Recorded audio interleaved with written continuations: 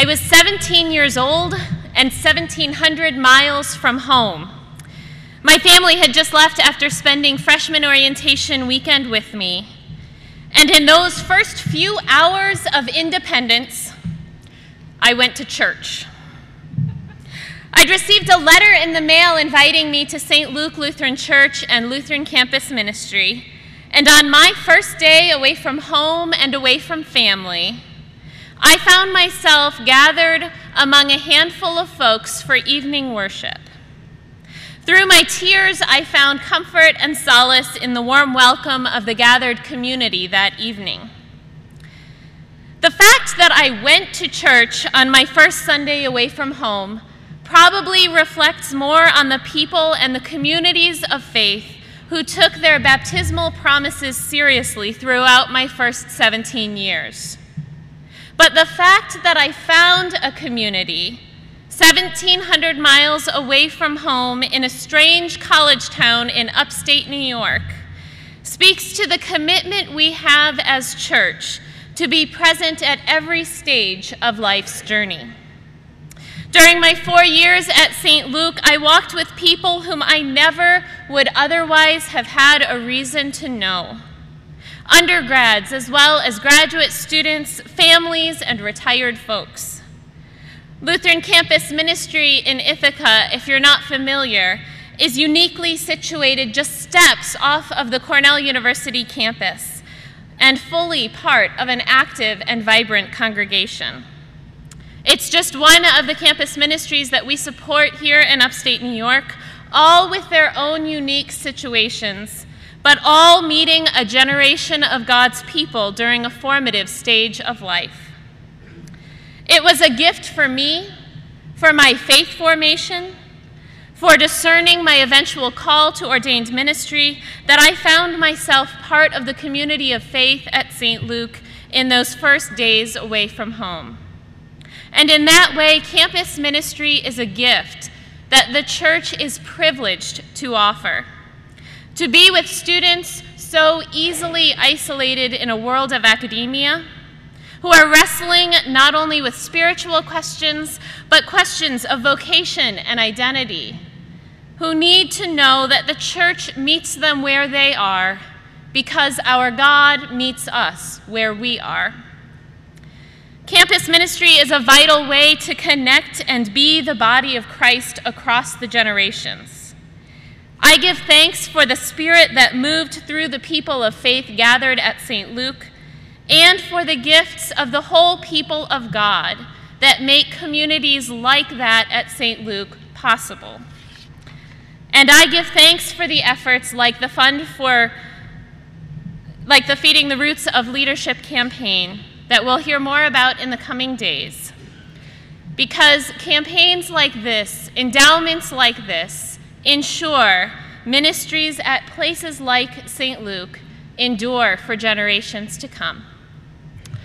I now invite Samuel to share his story of campus ministry.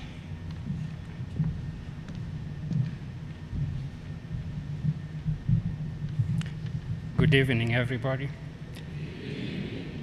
I would like to say right from the outset that while it should not matter, I speak English as my fifth language. And so once in a while, there may be some inappropriate words that might come up, and I would like to assure you it is not intentional.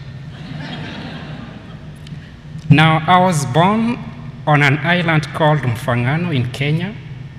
It is around 75 square miles. And right from the time I was born, I think there was something interesting that happened in my life. I don't come from a Christian background. Nobody in my family is a Christian. And the reason this is so is because my paternal grandfather had a very bad experience with Christianity and people who profess that faith. At that point in time, Kenya was under the British colony, and so my grandfather was conscripted into the British Army to fight during the Second World War. And he says that the experiences he got, as a black person fighting in that army were not some of the best. And it is the missionaries from Britain who were the first people to come to Kenya before the colonialists followed suit. So you'd always tell us, bad stories about Christians and all that. But an interesting event happened after the end of World War, First World War rather, in 1920, around 1920. He was around 21 years at that time, and so he was on my island because the war had ended. The Germans had been defeated in that war. They had a colony in a country called Tanzania, which is to the south of Kenya.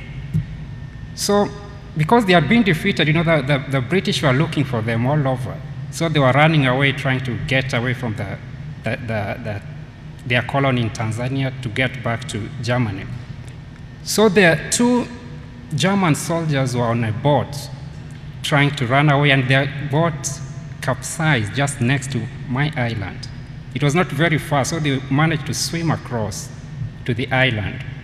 And see, when they came to the island, people were so surprised to see them. The people of the island had never seen people with white skin before. So then they were dismayed, and they tried to get, black mud and smear it on their skin so that they would look like them, because they thought there was something wrong with their skin. There was a lot of commotion, and my grandfather was drawn to the shore to see what was going on. And when he saw people, taking off the clothes of those two gentlemen and putting black mud on them, he told them, what you're doing is wrong. These people can never change, because that is how they were born. Their skin will always remain like that, because they had seen white people before during the war.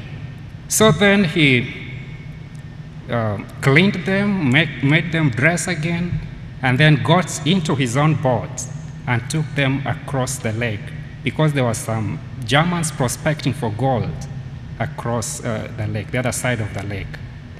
So when they had reached the shore on the other side, those two gentlemen were so happy. And they told my grandfather, you know what, you've really saved our lives. But as you can see, we really have nothing that we can give you to express our gratitude. The only thing we have is the cloth we're wearing on us. And if we give you this, we'll go naked. So the only thing we can tell you, number one, are you married? At that time, my grandfather was not married. So he said no. The two gentlemen told him, if you marry, or rather when you marry, make sure that you take your children to school. And then they went away. So my grandfather had the firstborn in their family who had children. And you see, he didn't care about taking his children to school. So my grandfather literally forced the children of his brother to go to school. And when he eventually married, he took his children to school. That was in the early 30s, which was very rare to find, in Africa, people taking their children to school at that time, especially in my part of the world.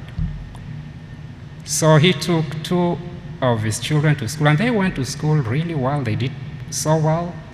Two of them came to the United States in the early 60s, to the university here. My own uncle, who took me to school, went to Syracuse University, where I'm a student at the moment. I'm a graduate student there. And when he came back home, he made sure that I went to school. As you notice, I limp. It's because I contracted childhood polio back home in 1976, I think it was, when I was born. So it is a cultural thing in my part of the world that if you have a child with a disability, you don't take them to school, because that's seen as a waste of resources. You better use that money somewhere else. So my parents were not ready to take me to school. They were not willing to take me to school. And even teachers in the only school on the island were also not happy with me, because at that time I did not have leg braces which I could use to walk properly. So I was crawling on the ground at that time. And teachers were of the opinion that that would distract other students. They wouldn't really take part in their education because I would distract them. So then I was just sitting at home until my uncle came back from the US and took me to school. So I owe him big, even though he passed on a few years ago. The reason I mention this is important because my life has been affected by 2 events, including 3 people from the land of Martin Luther, that is Germany. The next person that influenced my life in terms of education was a preacher who came to Kenya. He had a big crusade and he came to pray for people who had all types of diseases or other problems.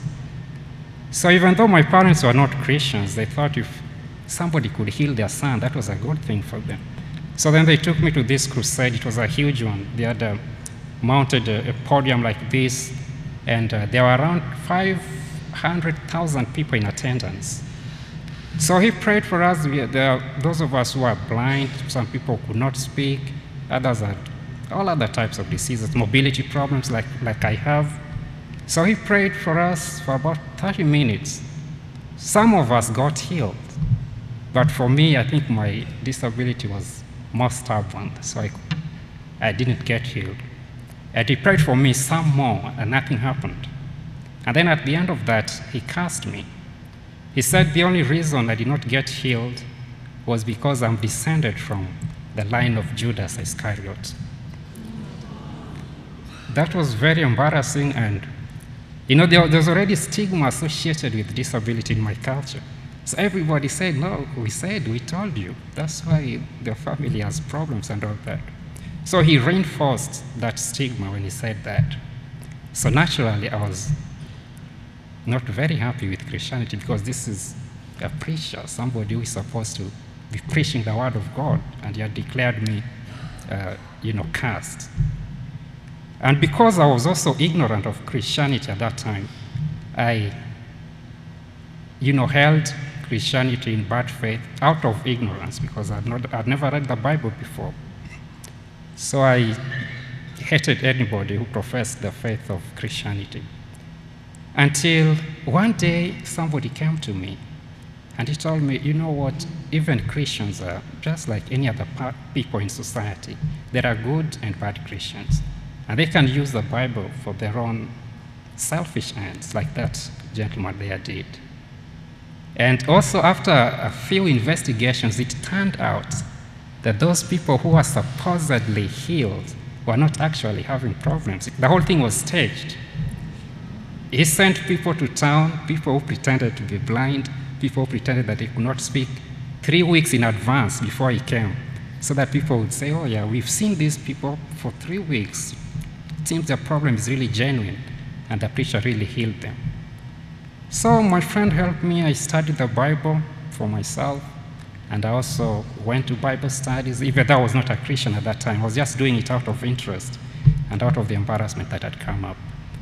So I read it on my own, and I came to the conclusion that the Bible is subject to interpretation. Some of them could be subjective and all that. And also I discovered through my reading of history that Judas Iscariot, number one, did not have a wife. Therefore, he could not have had children.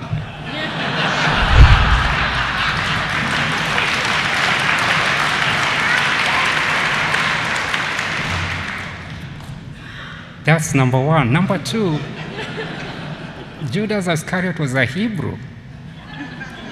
So how could I have a black man like me? How could I have descended from him? So then I came, after coming to those truths, I decided to be a Christian at the age of 17, because I only saw, my reading of the Bible, I only saw good things. Now let me share with you my experiences at the Lutheran campus ministry at Syracuse University. I came to Syracuse in the summer of 2007. My visa was delayed for 3 weeks, so I reported to school 3 weeks after everybody had, started. I missed out on the orientation. So when I came in, I didn't know where to go to worship. I didn't know where I could, go shopping and all that. So it was a lonely time, because life here can really be fast-paced. It is different from where I come from. All my classmates, they were good people, I really liked them, but they were always on the run. After class, you don't see anybody. People working different jobs, so I couldn't make friends, and it was so lonely for me. I only operated between my apartment, library, and classes. It was after I'd been here for around 1 year that I discovered a Catholic church next to my apartment complex. And I went there one Sunday morning, and I'm sorry to say this, but I was not warmly received. I mean, I just noticed people coming in, they're not even caring to come and worship me. And I think that is one of the things I warned you against. Some inappropriate words might pop up. So I noticed I was not welcome. That's what I meant to say. And it reminded me of the Reverend Martin Luther King saying that Sunday morning is the most segregated hour in the United States.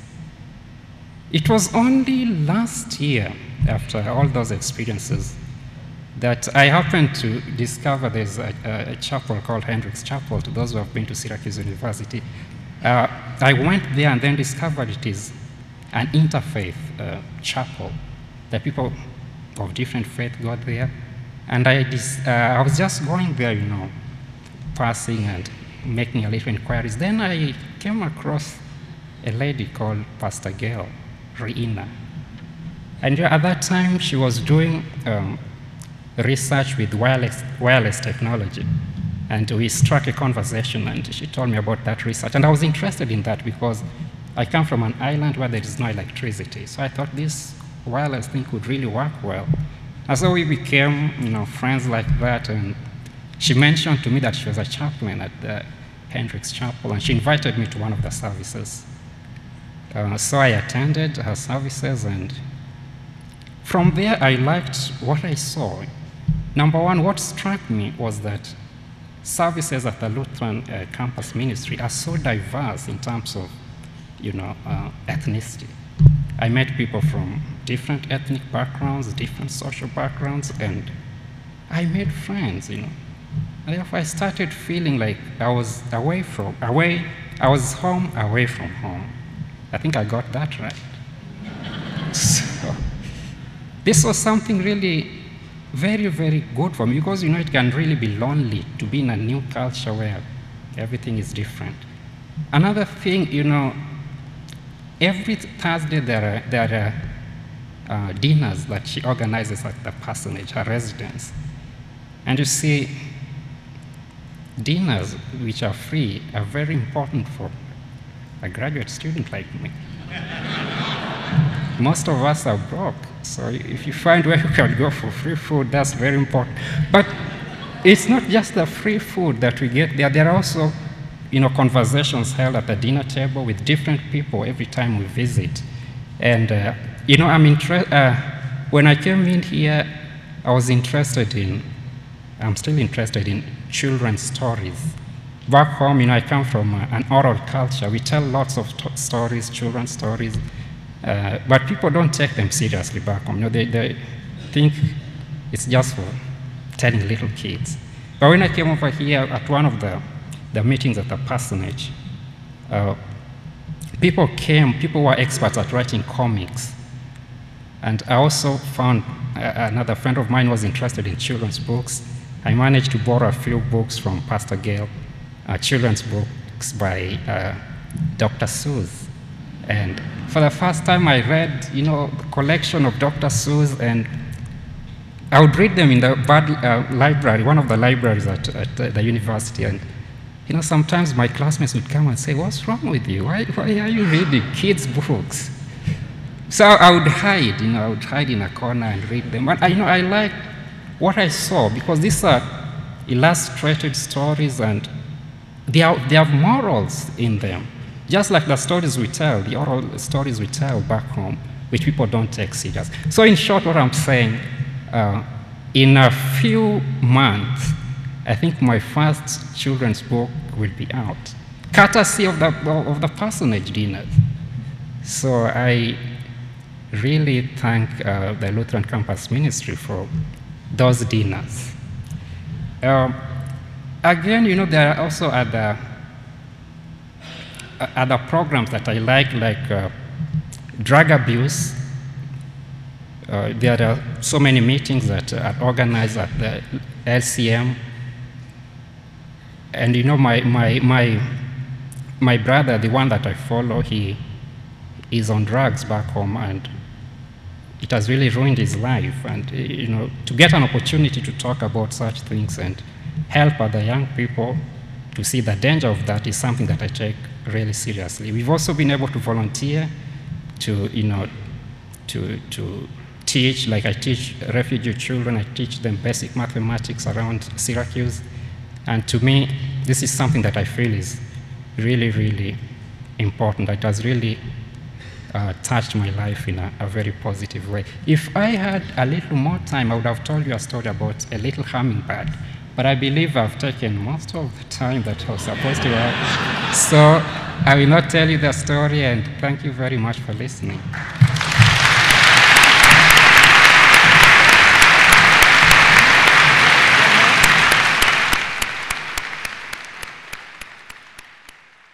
The good news.